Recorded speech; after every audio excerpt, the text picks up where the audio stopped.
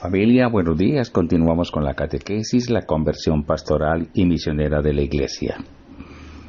En los distintos pueblos que experimentan el don de Dios según su propia cultura, la Iglesia expresa su genuina catolicidad y muestra la belleza de este rostro pluriforme. En las manifestaciones cristianas de un pueblo evangelizado, el Espíritu Santo embellece a la Iglesia mostrándole nuevos aspectos de la revelación y regalándole un nuevo rostro. A continuación, Francisco introduce el término inculturación para subrayar que ésta enriquece a la Iglesia. En la inculturación, la Iglesia introduce a los pueblos con sus culturas en su misma comunidad, porque toda cultura propone valores y formas positivas que pueden enriquecer la manera de anunciar, concebir y vivir el Evangelio. Así, la Iglesia, asumiendo los valores de las diversas culturas, se hace la novia que se adorna con sus joyas. Francisco expresa aquí una convicción muy profunda en el valor de la diversidad que encontramos en muchos otros lugares de la exhortación y que tendremos que profundizar en la sección que vamos a ver más adelante. Sin embargo, la historia de la Iglesia, a partir de la Edad Media en Europa, muestra un rostro más bien uniforme. Y no solo eso, sino que la Iglesia de Roma ha tenido una política uniformadora como si solo fuera legítima la inculturación que se logró en esos siglos de la historia del cristianismo. Esta tendencia a imponer la uniformidad es muy arraigada en algunos sectores de la Iglesia. Puede dificultar el acercamiento libre a las diversas culturas de los pueblos. Francisco lo sabe, por eso afirma: si bien es verdad que algunas culturas han estado estrechamente ligadas a la predicación del Evangelio y al desarrollo de un pensamiento cristiano, el mensaje revelado no se identifica con ninguna de ellas y tiene un contenido transcultural.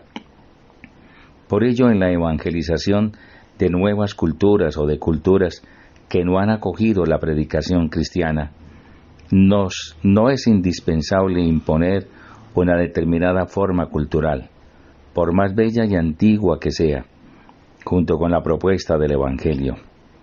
El mensaje que anunciamos siempre tiene algún ropaje cultural, pero a veces en la Iglesia caemos en la vanidosa sacralización de la propia cultura, con lo cual podemos mostrar más fanatismo que auténtico fervor evangelizador.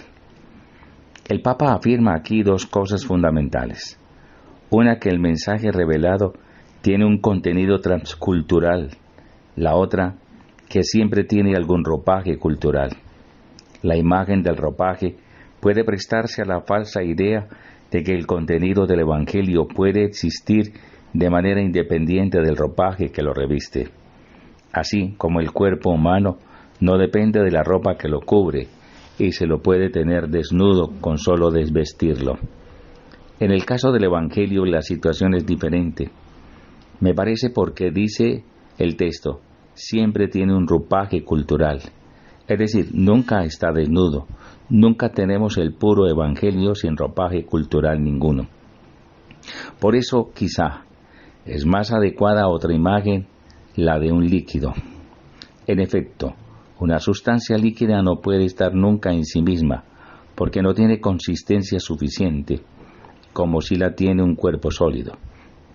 Por eso, la tenemos que tener siempre en un recipiente adecuado, para evitar que se derrame.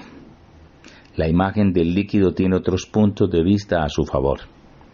El líquido toma la forma geométrica del recipiente que lo contiene, sin dejar de ser lo que es, sin perder su sustancia.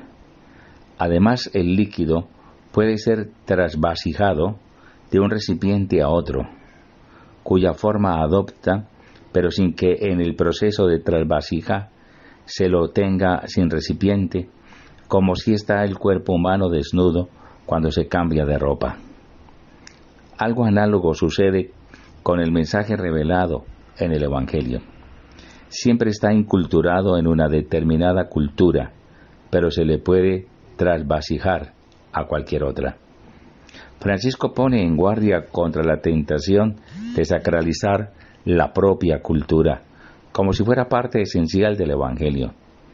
Esta tentación se vivió ya en los albores del cristianismo, como vemos en el conflicto del apóstol Pablo con los que él llama judaizantes, un conflicto que se extiende al mismo Pedro cuando cae en la trampa de estos.